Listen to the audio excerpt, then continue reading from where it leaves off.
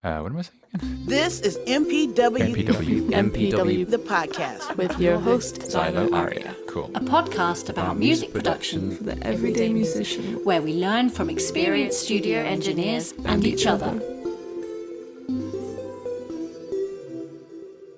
AnnaLee Craig is a freelance sound designer and audio engineer specialising in content creation for experimental theatre and new plays.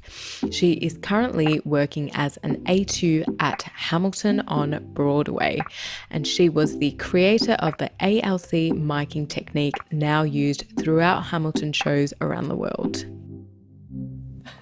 Well, great to chat to you today, AnnaLee, and we will jump into the getting to know you section. So can you tell me a random fact about yourself that maybe not a lot of people in music know about? I'm a bit of a foodie, and I think that's pretty common in the theater scene. So I spend a lot of my time, often with coworkers, checking out the restaurant scene. And it used to be, before I had kids, a lot of late nights eating around the city. And that's certainly dialed back since the pandemic, but I'm trying to make my way back into it. Okay. Oh, so it's like a natural thing, is it, in the theatre for people to be into food? I didn't really know that. I think it's pretty common, yeah, especially in New York, where we're together so often and we only have one day off a week. You know, where you spend your extra time is like, oh, you have to nourish your body, and we all have this strange schedule. So we naturally, I think, gravitate towards like good food and good company and Okay. yeah. I love that. That's great. Cool. Yeah. Okay, well, doing a little bit of time travel, would you say that there is one event in your life that you would change? And if not change, is there one event in your life that you feel like you've learnt the most from? I have one particularly that sticks out. I once skipped out on a production meeting with a director who I found quite rude. And I just sent an email and said, I'm not going to make it to this meeting. I'm very busy, extremely busy with these other things. But here's the sounds. If you could just audition them and, we'll chat later. But then we ended up both going to the same lunch spot after I had sent that email. So I very awkwardly then had to just see the person that I had skipped a meeting with. And I didn't continue with that project. So oh, goodness. if I could go back in time, I think I would have been communicated more clearly. But also, if I was going to bail on a meeting, just stay home. Like, don't go out to lunch just around the corner. Okay, right. Yeah, I feel like that would be quite a coincidence, though, isn't it? It was at a summer stock where it was like there was limited options. Okay. I could have played it safer. Yeah, right. Okay. Well, it's an interesting one, actually, because I find it hard to be kind of very nice to people that I feel like are quite rude in initial meetings. And sometimes I wonder, should you just suck it up and deal with it if it might open other opportunities? But then, I don't know, sometimes I wonder maybe it's not the right vibe. Yeah, it's a good lesson to learn about the sort of ego as well. Sometimes when we feel like we've been wronged and it's like, oh no, I'm just not going to deal with it. But there's probably better ways to do that. So that's good. That's a good life lesson, and I think one that we all probably learned something from today, which is great. And if we were to ask you who is your greatest role model in your career, who would that be? I collect role models. So my position on Hamilton is called the A2, the deck audio person. There's an A2 named Scott Sylvian that I just look up to his methodology and organization and just overall demeanor about chaos backstage. And so he is someone that I look up to, but he's also like a colleague. So he's just been in it longer, but he's just so calm. Someone's microphone could be ripped off their face and broken in half, and they could be crying and bloody. And he'd be like, okay, we're just gonna take your microphone off and here you go. And look, you're gonna sound great. You look wonderful. and just like easy peasy and very, very efficient. So he'll be doing like 100 complicated things and swapping out frequencies and changing microphones and, taping someone's back all the way up. And then just be like, this is no problem. I've got an answer for this. You feel calm. I feel calm. I'm taking care of the tech. It's Wow. It's a beautiful. I want to be just like him. Wow. I feel like I need this mentor as well. Yeah. Yeah. He was the first person who had ever had me sub for him on a Broadway gig.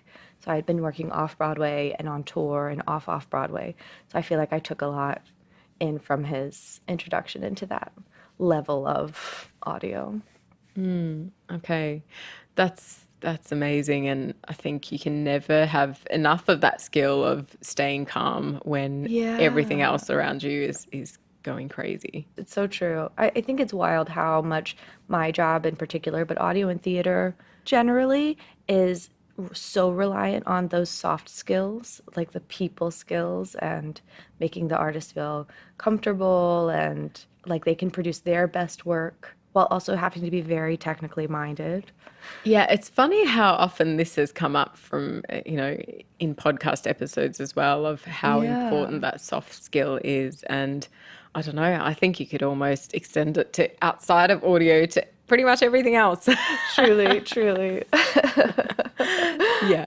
So tell me, how did an artsy drama kid with tech learnings end up doing something or doing audio on Broadway? Yeah. Well, I thought I would be an actress. I love to sing. I come from a family who loves to sing. And then I was in the drama club and worked on every production at my high school. So I thought, oh, yeah, I'll be an actress. But then when I went to college for theater, you get paired off with different crew members to just kind of like get introduced to the way theater works. And I got paired off with the sound designer to do a strike one time, and immediately was like, oh, this is so cool. And I sort of then just like never acted again. I just bothered him constantly. And I was like, oh, do you need any help, coiling cable?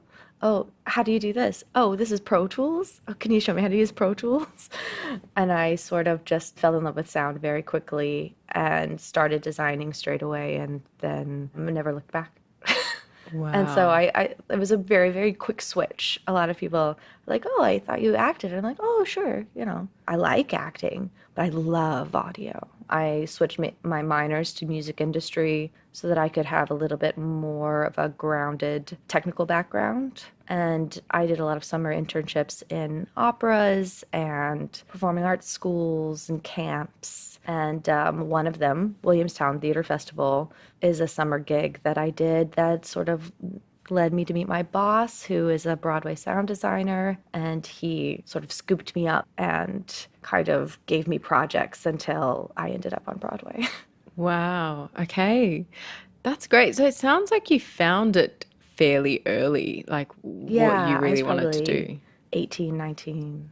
That's incredible, because I think a lot of people in music or film and things like that are kind of taught only the obvious things that you can do in those fields, like being the actor or being the musician or whatever it is. And it can be hard or take time to realize all of the other avenues around that. So it's great that you found that yourself fairly quickly. I feel very fortunate. It's just like the universe sort of aligned. It was like, this is what will just work for you so well. Yeah. Here, meet this person. I love that. But I mean, those things is great to see that in hindsight, but I think you have to be in the right frame of mind to take it in as well. Otherwise, you can meet the person that's going to impact your career or whatever, and then just go over your head and not realize that that's what's happened. Yeah, absolutely. It's great to have like a yes mentality when you meet new things. For sure. But hard, So. Yes, of course. Yeah.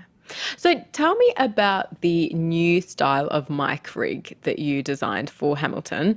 And yes. Yeah, the one which has now been named after you.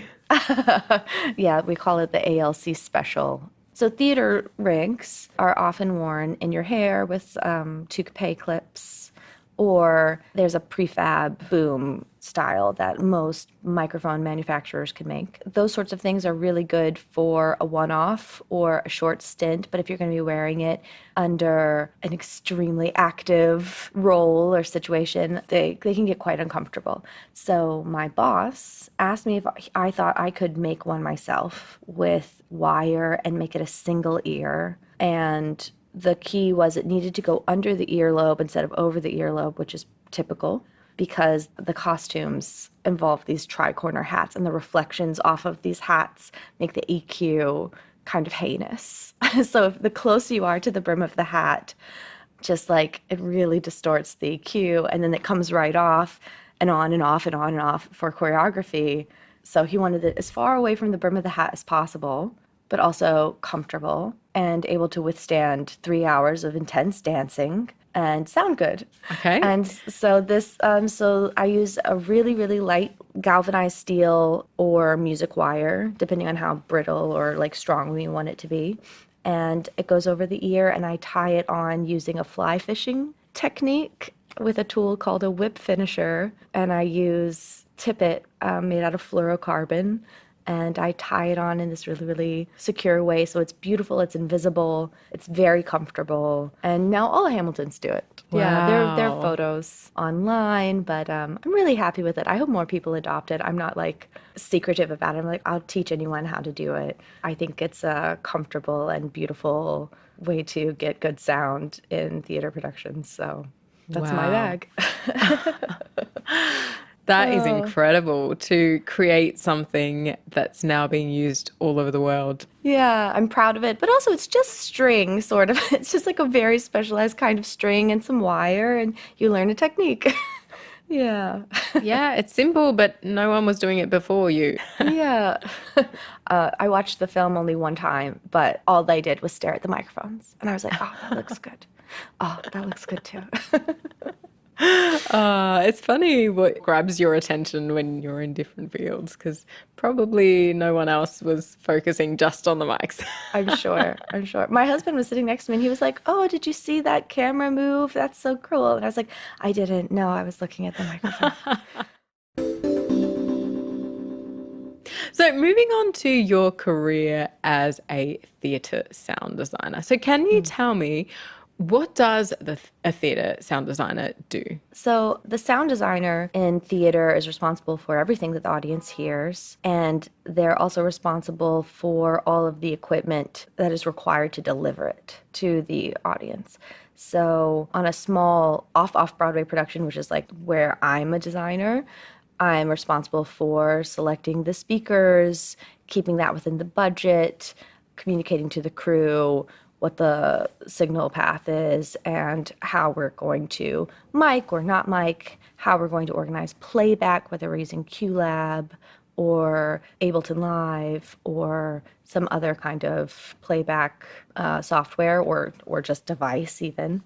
But then when you get into grander scale or more commercial projects, then there become a lot more roles and you can't manage it all by yourself. So the sound designer on a Broadway production is mostly focused on the content and the selection of the equipment, but also just like negotiating with the producers and the creatives about what's actually feasible when you have like this gigantic production that has so much going into it. And then what I do on my day-to-day job is my position is the A2, and that's deck audio. So the A2 is the person who builds the mic rigs, works with the actors, maintains the sound system, and works with the pit and the musicians mid-show, post-show, pre-show to make sure that everything is what we need it to be to sound good during the show. And there's another position, the mixer. They mix the show, and that's like the most involved job during the show. So that's all they can do. Wow. How many people are there in the sound team in a production like Hamilton? It varies, but just for one company, there are 5 to 6 people directly involved with each production. So that's Broadway. So there's the sound designer, the sound associate, the production audio, the mixer, the deck audio, and the local audio. Wow. Yeah, I had no idea. Yeah. And then you multiply that across all of the Hamilton tours and the West End production and the Sydney production and soon to be the Hamburg production. And the sound designer stays the same and the sound associate stays the same, but all the other positions get filled by more people. Yeah, you don't really think about these things being someone in the audience, but amazing. Yeah. But that's good. Yeah, That's our definitely. goal.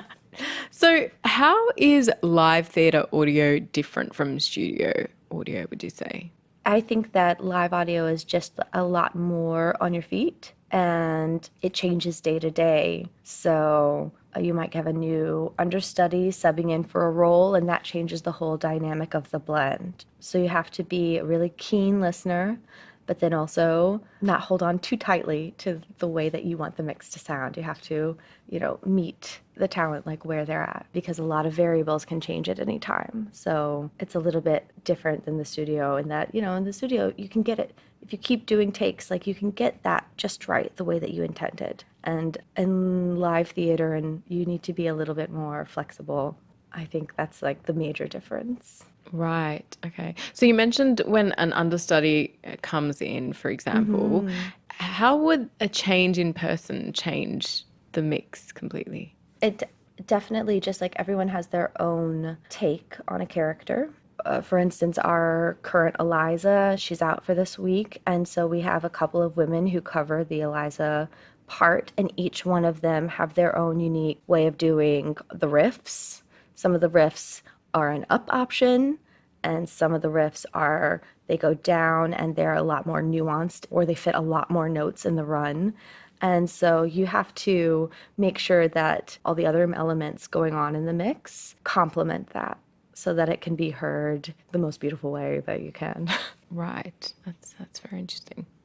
Okay. If you think about the term sound designer, I guess in a audio production world, you might think of it as someone that's creating the sounds. How is that different compared to a sound designer in theatre? It's mostly the same. The sound designer for Hamilton, for instance, created a lot of environmental sound that's built into the music. So period accurate cannon booms and gunshots, and then things that are more ethereal, like the choice in the reverbs and the choices in some of just kind of the drones and like synthy sounds that just kind of play underneath. All of that is much more content creation. And then just like the differences, so much of the PA and choosing which speakers, which microphones, how much fold back on stage. That is also underneath the umbrella of sound design and theater, which it isn't necessarily in other fields. Okay, I see. There's a few kind of similarities Yeah. there with a few other roles brought into it too. Yeah. Cool. So how much would you say is your work technical as opposed to creative? My current job as an A2 is primarily technical. It's definitely geared towards the engineering side, solving problems on a technical level. Okay, yeah. So did your career involve more creative elements previous to this role? Yeah. I was primarily a sound designer all through my college and early career. And then being an A2 was sort of like pay the bills. So creative work for me ended up being for love, and technical work, though I love it, was definitely driven by money and stability, honestly. Of course. And it's interesting to see how this is impacted by the lifestyle that you want as well, which actually takes me to another question, which I was going to ask a little bit later. But how does having a family impact you with this sort of career, which I guess is quite long hours? You mentioned you have one day off in a week. Mm-hmm, yeah. So how do you manage that? It's, I'm still figuring it out. I have twins, identical twin boys, and I had them during the pandemic. So I thought, I'll go on maternity leave and I'll come back in a couple months and I'll figure it out then. Yeah. And then everyone went on a leave, an extended 18-month closure. And then we all came back and we've all, I think, tried to reassess that work-life balance, because it's very easy in theater to just eat, breathe, live theater and that be your entire identity and the only people you hang out with and the only thing that you do. And nobody goes into theater, I don't know, like you go into insurance where it's just like, oh, it's a job that pays the bills. Like theater requires so much of yourself in order to make a life of it. So it is hard to figure out where the balance comes from. And the way that I've been doing it is I spend all day with my kids and then I go to work at night. I come home and I sleep for a few hours and I get up at 7. And so I'm just kind of trying to spend the time with them during the day while they don't have a life. And then, I think I'll need to rebalance once they start having their own daytime schedule. That's great. It seems like you've all found a way to make it work for you at the moment. So coming back to your career a little bit, how do you develop your skills over time? And is it something that is very much on the job, you're always learning, or are there any other resources that you use? I try to take time away at least once a year to work on a project that's just for me. And that's sort of how I navigate kind of growing. So I'll usually work with a director that I love to work with, and I'll do a small show that's weird and not commercial. And, there's a skeleton puppet that's 10 feet tall and they're dancing to a dance macabre that I wrote or something, really weird, to kind of like stretch myself out of the day-to-day technical space that I'm always in. And then also one of the great things about working in theater is like you're surrounded by artists. So anytime someone is working on a project, I find that audio often gets, asked to either like listen to something or talk about, oh, what kind of tap delay could I use to achieve this effect? So I feel like I'm often working with my colleagues on other projects, and that is fairly common in the theater community in general, but it's certainly like alive and well in the Broadway Hamilton company. That's great. Not to sound too corny, but sounds a bit like your work family, and you're kind of supporting each other. And yeah, it is, and like we are a little corny. It's just like people go on vacation or whatever. It's like, oh my goodness, I haven't seen your face in so long. It's like, well, we do see each other like 6 out of 7 days the week, so maybe it's good. But we are just like so cheesy sometimes. Oh, I love that. I'd say it's quite rare for workplaces to have that, in the general field. Maybe more so in theatre, or I don't know, but I'd say it's a pretty good thing. So getting into our speed quiz, AnnaLee, are you ready? Yeah. Okay, all right. We will get started. It's just 5 questions, and it's just which would you rather prefer. So, cold weather or warm weather? Warm. Okay, melody or lyrics? Melody. Mac or PC? Mac. Ballads or dance beats? Dance. Headphones or speakers? Speakers. Okay. That's that wasn't a speed. No. We were doing pretty well speed-wise, and then the last question we lost it a little bit, but still I think that was pretty good. So now getting to our top tips section, AnnaLee. What is your one top career tip? This is so generic, but I really do believe it strongly. Like, try to go in with an attitude that you're going to learn something. Because if you're setting yourself up to think, like, I don't have to know everything, it allows you to like kind of let go of your ego a little bit. And I feel like that gives you space to allow yourself to make mistakes and ask questions. And that gives everyone space to be more collaborative. And I think that's key in audio. Yeah. No, I love that. That's great. And what would you say is your one top self-care tip? Sleep. You should sleep. Yeah, no, that's good. Nice and to the point and very true as well. Sleep, that's good. And do you have one top general life tip? Go to therapy. Okay. Yeah, huge proponent of therapy. And that doesn't have to be like the most traditional form either, but any kind of like talk it out group, like support, any, solo support, however you find it, it's so good. It's so, so good. Okay, that's an interesting one. So you'd say don't wait for something to happen. Yeah, no. This is like TMI, but we're very open about it. Like my husband and I, the minute we became parents, got into couples therapy because we love each other deeply and our work styles are incredibly different. And so we want to continue to learn how to work together better, despite the fact that we have very differing opinions and styles. And it's been really good for us. And then when being new parents of twins got to be heinous and, and so difficult, we already had tips and tricks. And as it got harder, we were able to lean on someone who knows us very well and can point out like, oh, do you see how you're still a team? Because you seem to have forgotten. Wow. Okay, that's really great and not really something I thought about to do that way. And there's a saying, I think, from like a sports person that's gone out of my head too, but that says like, drink before you're thirsty and eat before you're hungry or something to kind of prevent getting ahead of things before they go wrong. So I love that. That's really great. Oh, great. Yeah, because I guess some people might think, oh, what am I going to get from this? Or not really know what to talk about. But Sure. yeah, but it seems to make sense. Yeah. Sometimes I'll go into sessions and be like, oh, everything's going well, except I did kind of, and then go into a thing.